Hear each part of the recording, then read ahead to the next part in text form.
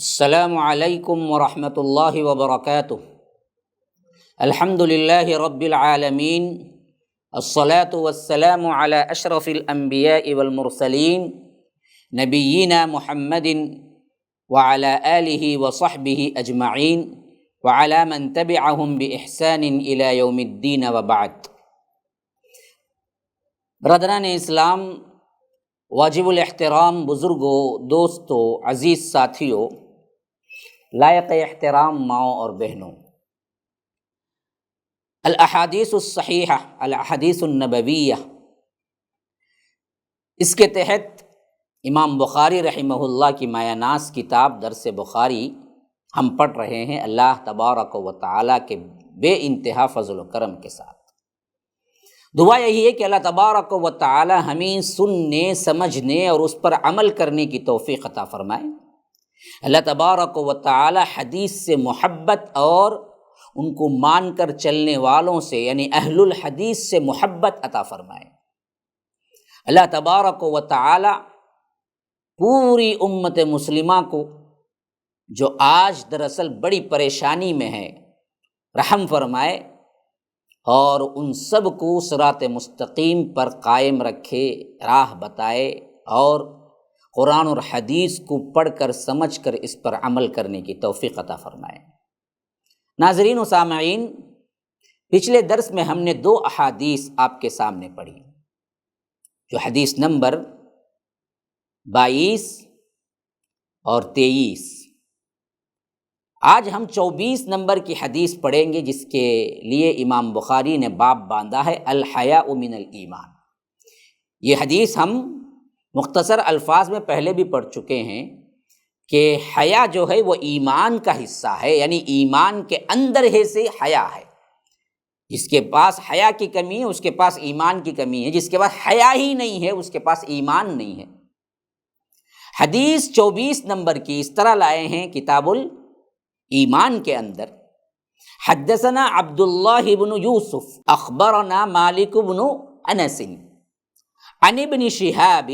یعنی عن سالم بن عبداللہ عن ابیہ ان رسول اللہ صلی اللہ علیہ وسلم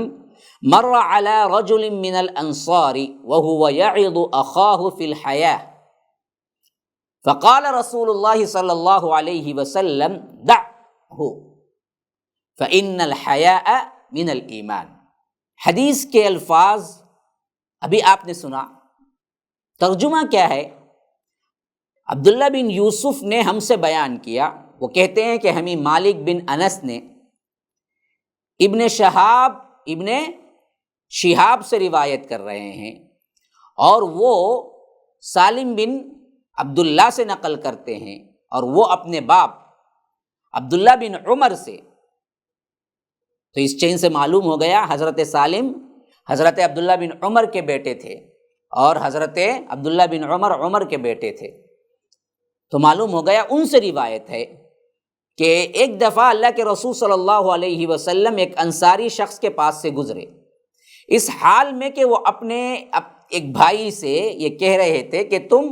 اتنی شرم کیوں کرتے ہو، یعنی وہ صحابی انتہائی شرمیلے تھے۔ تو اس پر دوسرے صحابی ان کو بتا رہے تھے کہ بھائی اتنی بھی شرم کیا، ہم بھی کہتے ہیں نا کبھی کبھی بھی مرد ہو جی اتنی شرم کیا ہے، تو اس طرح کیا ہے وہ نصیحت کر رہے تھے کہ اتنی شرم کیوں کرتے ہو۔ تو آپ نے یہ سنا تو اس انصاری سے فرمایا اس کو اس حال پر رہنے دو، کیونکہ حیا بھی ایمان ہی کا حصہ ہے۔ یا رب، کتنی حیا ہے، کتنی بھی بڑھ جائے نقصان نہیں دے گی، فائدہ ہی دے گی، اس واسطے اس میں کوئی نقصان ہونے کا نہیں ہے۔ کتنی چاہے حیا ہو ان کے اندر، اس کے لیے کیا نہیں ہے، پریشانی کی کوئی بات نہیں ہے۔ اور یہ حدیث کی تشریح میں بات بھی سمجھ لیجئے، بخاری کتاب الادب میں بھی روایت ابن شہاب سے لائے ہیں، ان کی کتاب ایک اور ہے الادب المفرد، اور اسی طرح اسی کے اندر امام بخاری رحمہ اللہ کے باب کتاب جو بخاری کے اندر ہے وہ کتاب الادب ہے، اس میں بھی یہ ابن شہاب سے ہی آئی ہے، اور اس میں لفظ یعظ یہاں پر آیا ہے، واعظ دے رہے تھے، اور اس جگہ آیا ہے یعاتب، یعنی عیب دلا رہے تھے، عار دلا رہے تھے کہ اتنی کیوں شرم کرتے ہو، جس سے ظاہر ہے کہ وہ انصاری اس کو اس بارے میں عتاب کر رہے تھے، اور اللہ کے رسول صلی اللہ علیہ وسلم نے فرمایا اس کو اس حالت پر رہنے دو، حیا کتنا ہی ہو اچھا ہی ہے ان کے لیے، حیا میں خرابی نہیں ہے کوئی بھی، کتنا شرمیلا کیوں نہ ہو بہت اچھا ہے۔ حتیٰ کہ اللہ کے رسول صلی اللہ علیہ وسلم کے بارے میں جو روایتیں آتی ہیں ان میں اللہ کے رسول صلی اللہ علیہ وسلم کے اخلاق کے سلسلے میں صحابہ بیان کرتے ہیں کہ اللہ کے رسول صلی اللہ علیہ وسلم کنواری لڑکیوں سے زیادہ شرمیلے تھے۔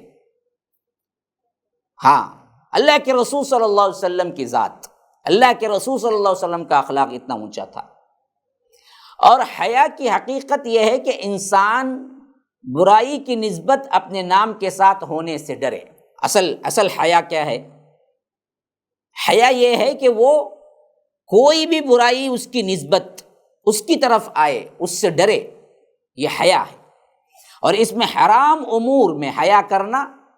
واجب ہے، جو بھی حرام کاری ہے اس میں حیا کرنا تو کیا ہے؟ واجب ہے۔ اور مکروہات میں بھی حیا کو مد نظر رکھنا بہت ضروری ہے، کیونکہ الحیا لا یأتی الا بخیر، یہ بہت اہم بات ہے۔ یعنی جتنی بڑی حیا ہوگی، جتنا بھی بڑھ کر یہ حیا کی صفت ہوگی، کبھی اس میں شر نہیں ہوتا، جتنا بھی بڑھو، لیکن یہ حیا جو ہے نا وہ خیر ہی لاتی ہے۔ بعض سلف کا قول ہے کہ اللہ تبارک و تعالی یہ حیا جو ہے نا جو پیدا کیا ہے، اس کا اللہ کا خوف پیدا ہوتا ہے، اسی سے اللہ تبارک و تعالی کا تقوی پیدا ہوتا ہے، اور اسی سے اللہ تبارک و تعالی کی شریعت پر چلنا بہت آسان ہو جاتا ہے۔ تو اللہ کا خوف پیدا کرو مسلمانوں، اور اس اندازے کے مطابق کہ وہ تمہارے اوپر کتنی زبردست قدرت رکھتا ہے، پھر بھی وہ تم پر فوری نہیں پکڑتا، تو اس سے شرم رکھو، اس اندازے کے مطابق کہ یہ اندازہ کرتے ہوئے کہ وہ تم سے کس قدر قریب ہے۔ یعنی ہم کوئی بڑا انسان دیکھ رہا ہو، کوئی بڑے ہیں، تو ہم کیا نہیں ہے، بے حیا کام نہیں کرتے، کیونکہ ان کا پاس و لحاظ ہے بڑوں کا۔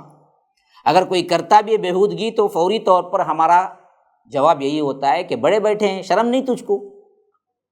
لیکن یہ کیا بات ہوئی کہ اللہ تبارک و تعالی کی ذات اتنی قریب ہے، یعنی اللہ تبارک و تعالی اپنے دیکھنے میں، اپنی قوت میں تمہیں دیکھ رہا ہے، تمہارے قریب ہے، تو اس سے تو شرم کرو۔ لوگوں سے شرم کرتے ہو، اللہ تبارک و تعالی سے شرم نہیں کرتے، وہ کس قدر قریب ہے۔ کہیں فرمایا کہ وَنَحْنُ أَقْرَبُ إِلَيْهِ مِنْ حَبْلِ الْوَرِيدِ، رگ جان سے بھی زیادہ یہاں کی قربت ذاتی نہیں ہے، لیکن پھر بھی اللہ تبارک و تعالی ہر ایک کو دیکھ رہا ہے، اس کی رحمت، اس کا علم ہر چیز پر چھایا ہوا ہے۔ تو ایک گناہ کرتے ہوئے کیسے انسان بے حیا ہو سکتا ہے؟ اللہ دیکھ رہا ہے، کوئی دیکھے یا نہ دیکھے، اللہ تو دیکھ رہا ہے نا جی، آپ اس کو تو ذہن میں رکھیں نا، تو پھر کیا ہے، گناہ نہیں ہوگا۔ اور یہ مقصد کیا ہے، اس طرح اگر ذہن میں رکھ لیں گے اور اللہ کا خوف پورے طور پر ہو، اور وہ تمہارے اوپر اپنی قدرت کامل رکھتا ہو، یہ بھی یقین ہو، اور وہ جب چاہے جس طرح چاہے تم کو پکڑ لے، یہ بھی یقین ہو، اور اس سے شرم و حیا کا خیال بھی ہو، اس پر بھی یقین ہو، اور تمہارے شہرک سے قریب ہے یہ بھی یقین ہو، تو پھر انسان مسلمان کیسے گناہ کرے گا؟ یہ احساس میں کمی ہوگی تبھی کرے گا۔ اتنا یقین ہو اس کو، تو اس کو شرم و حیا کے مارے ہی وہ دراصل رک جائے گا۔ صرف ایک شرم و حیا ایک ایسی چیز ہوگی جس سے انسان ہر گناہ سے رک جائے گا۔ حیا کی کمی ہی دراصل انسان کو گناہوں میں بھی ڈبا دیتی ہے۔ ہمارے ذہن میں بعض پرٹیکولر چند چیزیں صرف کیا ہیں، بے حیائی میں آتے ہیں، بقیہ گناہ ہم کو بے حیائی نہیں دکھتے، حالانکہ گناہ بھی بے حیائی ہی ہے۔ اس لیے حیا کی اتنی بڑی اہمیت فرمائی کہ الحیاء من الایمان، فرمایا کہ وہ ایمان کے اندر سے ہے۔ اور ایک صحابی، جب وہ انتہائی حیا دار ایک صحابی تھے تو ان کو وہ سمجھا رہے تھے اتنی حیا کیوں کرتے ہو، تو اللہ کے رسول نے فرمایا کہ نہ ان کو کچھ مت بولو، وہ جو بھی کر رہے ہیں ٹھیک ہے، اس میں خیر ہی خیر ہے، شر نہیں ہے۔ الغرض حیا اور شرم انسان کا ایک فطری اور نیک جذبہ ہے جو اسے بے حیائی سے روک دیتا ہے، اور اس کے ذریعے سے وہ بہت سے گناہوں کے ارتکاب سے بچ جاتا ہے۔ ضروری ہے کہ حیا سے مراد وہ حیا ہو جو دین کے لیے تمہارے پاس اس کے توڑ اور اس کی بربادی میں شامل نہ ہو، یعنی گناہ کے لیے ہو۔ لیکن اس حیا سے وہ حیا مراد نہیں ہے جسے ہم حیا سمجھ کے اسلامک طور پر بعض مسائل کو پوچھنے سے ڈرتے ہیں یا پوچھنے پر بے حیا کہہ دیتے ہیں، حالانکہ یہ چیز نہیں ہے، وہ حیا نہیں ہے۔ ضرورت کی چیز ہے، اسلامی مسائل ہیں تو وہ پوچھنے میں بے حیائی نہیں ہے، کیونکہ یہ دین ہے۔ تو بے جا جو شرم و حیا ہے جس کو ہم نے سمجھ لیا ہے وہ بھی مراد نہیں ہے، یہ وہ انتہا بھی نہیں، یہ انتہا بھی نہیں، بلکہ آپ کو سمجھنا چاہیے کہ برائی سب کے سب بے حیائی ہے، اور خاص کر بے حیائی ہی ہے، جس سے رک جانا چاہیے، ورنہ تو اس کے اندر عمل ہی کم ہوتا چلا جائے گا۔ وہ اپنے ضروری فرائض کی ادائیگی کے بعد ہمیشہ نوافل کی طرف آگے بڑھے گا جب تک کہ اس کے پاس حیا کی زیادتی ہوتی رہے۔ اور امام المحدثین امیر المومنین فی الحدیث امام بخاری رحمہ اللہ اس حدیث کو نقل کر کے ایمان کے اندر عمل داخل ہے یہ ثابت کرنا ہے، اور مرجئہ کی تردید کرتے ہوئے چاہتے ہیں کہ جو ایمان کو صرف قول بلا عمل مانتے ہیں وہ سدھر جائیں، اپنے نظریے سے باز آ جائیں، کیونکہ کتاب اللہ اور سنت رسول اللہ میں جملہ اعمال صالحہ عادات سیئہ کو بھی ایمان ہی کا جز قرار دیا، اس سے کم ہوتا ہے اور صالحہ سے بڑھتا ہے، اور شرم و حیا کو بھی پاکیزہ عادات اور ایمان میں داخل کر دیا۔ تو اس حدیث کا خلاصہ آپ ذہن میں رکھیں، حیا بہت اہم چیز ہے، یہاں تک کہ اللہ کے رسول صلی اللہ علیہ وسلم نے فرمایا کہ پچھلے انبیاء کے کلام کا جو حصہ سب انبیاء کی طرف سے ہم کو ملا ہے اور میرا بھی ہے، وہ قول یہ ہے کہ اذا لم تستحی فاصنع ما شئت، دیکھو تم حیا نہیں کرتے تو پھر جو چاہے کرو، تمہیں کوئی روکنے والا نہیں ہے۔ اصل حیا ہی ہے جو انسان کو مہذب بناتی ہے، حیا ہی ہے جو انسان کو تابعدار بناتی ہے، حیا ہی ہے جو انسان کو شریف بناتی ہے، حیا ہی ہے جو انسان کو انسان بناتی ہے۔ حیا نہ ہو تو جو چاہے کرو، یہ بالکل صحیح بات ہے، جانور تک کی حد تک گر جائے گا انسان، بلکہ جانوروں سے بھی بدتر ہو جائے گا، پھر بھی اس کو احساس نہیں ہوگا اگر وہ حیا نہیں ہے اس کے پاس۔ حیا سب سے اہم ترین چیز ہے۔ اب آئیے 25ویں حدیث کی طرف ہم بڑھتے ہیں، جس کے لیے امام بخاری رحمہ اللہ نے باب باندھا ہے، فَإِن تَابُوا وَأَقَامُوا الصَّلَاةَ وَآتَوُا الزَّكَاةَ فَخَلُّوا سَبِيلَهُمْ۔ یہ سورہ توبہ کی آیت ہے۔ اس آیت کو باب بناتے ہوئے وہ حدیث لائے ہیں، اور وہ باب کا ترجمہ کچھ یوں ہے کہ اللہ تبارک و تعالیٰ کے اس فرمان کی تفسیر میں کہ اگر وہ کافر توبہ کر لیں، نماز قائم کریں، زکوٰۃ ادا کریں تو ان کا راستہ چھوڑ دو، یعنی ان سے جنگ نہ کرو۔ اب حدیث کیا ہے؟ حدیث اس طرح ہے، حدثنا عبداللہ ابن محمد ابن المسندی قال حدثنا ابو روح الحرمی ابن عمارہ قال حدثنا شعبۃ عن واقد بن محمد قال سمعت ابی یحدث عن ابن عمر ان رسول اللہ صلی اللہ علیہ وسلم قال امرت ان اقاتل الناس حتى يشهدوا ان لا اله الا الله وان محمد رسول الله ويقيموا الصلاة وَيُؤْتُوا الزَّكَاةَ فَإِذَا فَعَلُوا ذَلِكَ عَصَمُوا مِنِّي دِمَاءَهُمْ وَأَمْوَالَهُمْ إِلَّا بِحَقِّ الْإِسْلَامِ وَحِسَابُهُمْ عَلَى اللَّهِ عَزَّ وَجَلَّ۔ جس کا ترجمہ اس طرح ہے۔ اس حدیث کو ہم سے عبداللہ بن محمد مسندی بیان کرتے ہیں، اور وہ ان سے ابو روح حرمی بن عمارہ بیان کر رہے ہیں، ان سے شعبہ نے اور ان سے واقد بن محمد سے روایت کرتے ہوئے وہ کہتے ہیں کہ میں نے یہ حدیث اپنے باپ سے سنی۔ وہ حضرت ابن عمر رضی اللہ عنہما سے روایت کرتے ہیں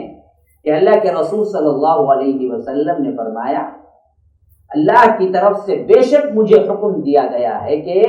لوگوں سے جنگ کروں اس وقت تک کہ وہ اس بات کا اقرار کر لیں کہ اللہ کے سوا کوئی معبود نہیں، اور یہ کہ محمد صلی اللہ علیہ وسلم اللہ کے سچے رسول ہیں، اور نماز ادا کریں اور زکوٰۃ دیں۔ جس وقت یہ کام وہ کرنے لگیں گے تو مجھ سے اپنے جان مال کو محفوظ کر لیں گے، سوائے اسلام کے حق میں، یعنی اسلام کے اندر ان کے حدود قائم ہونا ہے گناہ کی وجہ سے تو وہ ہوگا، اس کے علاوہ ان سے کوئی جنگ نہیں ہوگی۔ رہا ان کے دل کا حال تو وہ حسابہم علی اللہ، تو یہ تو کیا ہے، اللہ کے ذمے ان کا حساب ہے۔ یہ دراصل روایت لائے ہیں ابن عمر رضی اللہ عنہ، جس میں بنیادی باتیں آ گئی۔ روایت کے اندر جو الفاظ آئے ہیں، خاص کر اس کی تشریح میں یہ بات جان لیجیے، علامہ ابن حجر اسقلانی فرماتے ہیں کہ اس حدیث کو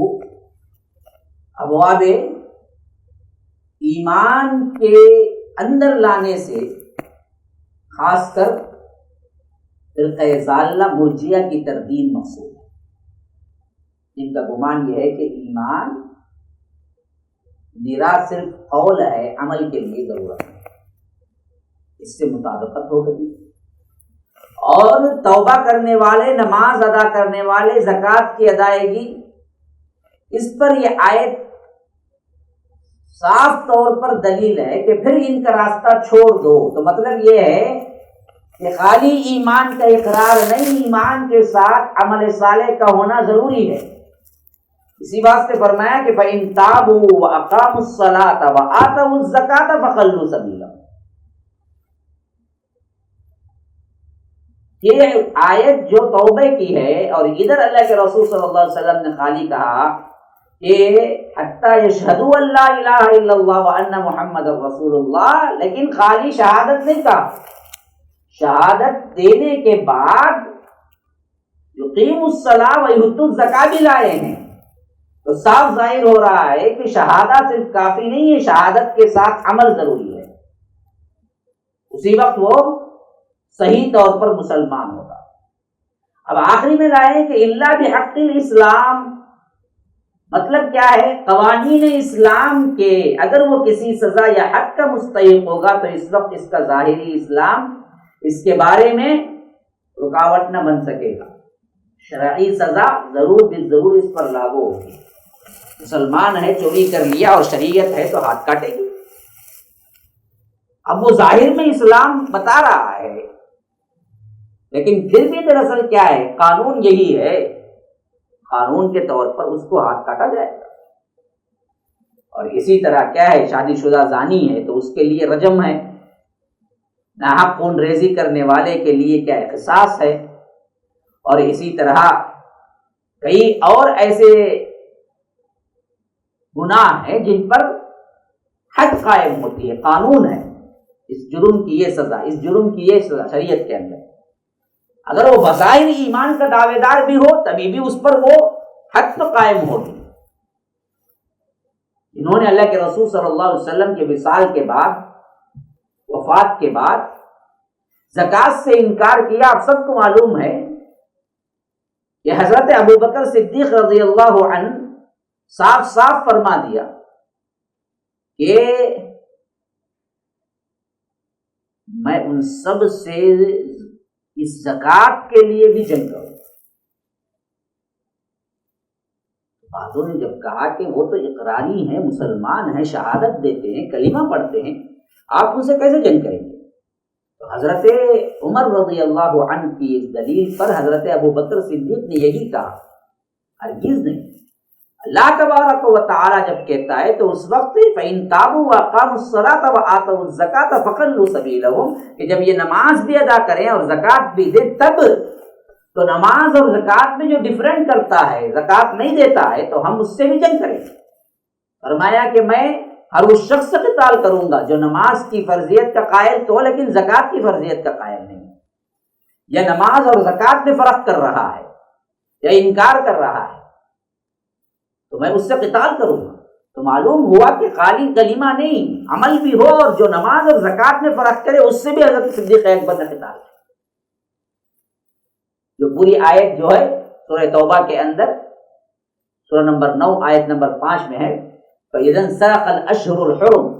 فَاقْتُلُوا الْمُشْرِكِينَ حَيْثُ وَجَدتُّمُوهُمْ وَخُذُوهُمْ وَاحْصُرُوهُمْ وَاقْعُدُوا لَهُمْ كُلَّ مَرْصَدٍ فَإِن تَابُوا وَأَقَامُوا الصَّلَاةَ وَآتَوُا الزَّكَاةَ فَخَلُّوا سَبِيلَهُمْ إِنَّ اللَّهَ غَفُورٌ رَحِيمٌ۔ یعنی فرمایا کہ حرمت والے مہینے گزرنے کے بعد مشرکین سے جنگ کرو، جہاں بھی تمہارے لیے ان کو پکڑنے کا موقع ملے ان کو پکڑو، مارو،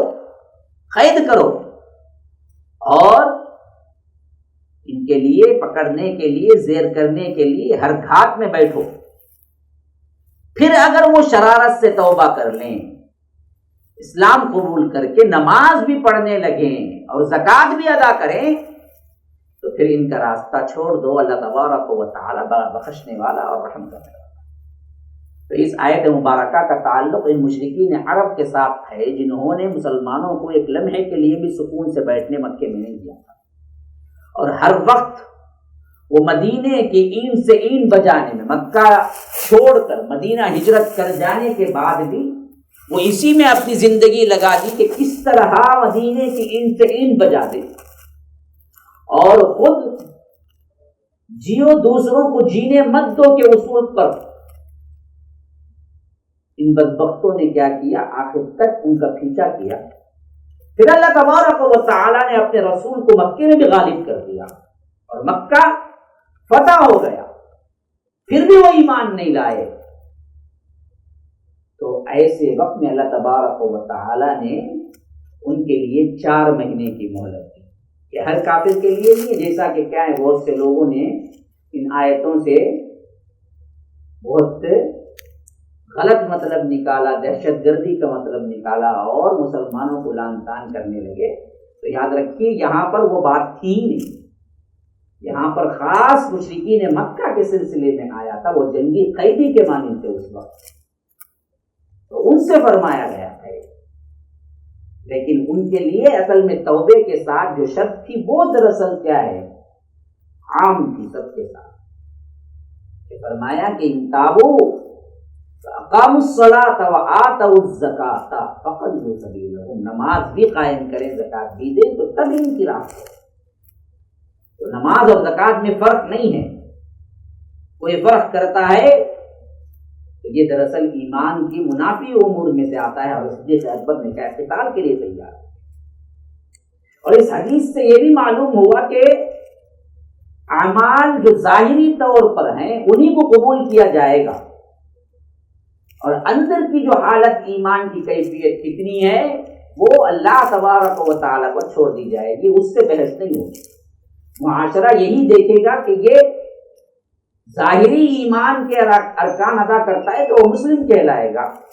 اسی واسطے کسی کو بھی اللہ کے رسول صلی اللہ علیہ وسلم کے بعد پرٹیکولر نام لے کے ہم منافق نہیں بول سکتے، کیونکہ اس کی دل کی حالت کیا ہے۔ اگر وہ نماز اور زکوٰۃ اور اسلامی امور انجام دیتا ہے تو ہم اس کو مسلمان ہی تسلیم کریں گے، حتیٰ کہ اللہ کے رسول بھی اس وقت جانتے ہوئے بھی مسلمان ہی تسلیم کیا منافقین۔ یہ بات بھی اس حدیث سے معلوم ہوئی، اور بھی اس کے اندر کئی نکات ہیں جو تفصیل طلب ہیں، لیکن ہمارا وقت بھی ہو چکا ہے اور ہمیں اتنا گہرائی کے ساتھ مطالعہ کرنے کے لیے وقت کی اجازت نہیں دیتا۔ تو انشاءاللہ اگلی حدیث میں اگلے درس میں آپ کے سامنے پیش کروں گا، تب تک کے لیے ہمیں اجازت دیجیے۔ ھذا وباللہ التوفیق۔ وصلی اللہ وسلم علی نبینا محمد. اسأل اللہ لی ولکم ولسائر المسلمین من کل ذنب فاستغفروه انه هو الغفور الرحیم. والسلام علیکم ورحمۃ اللہ وبرکاتہ.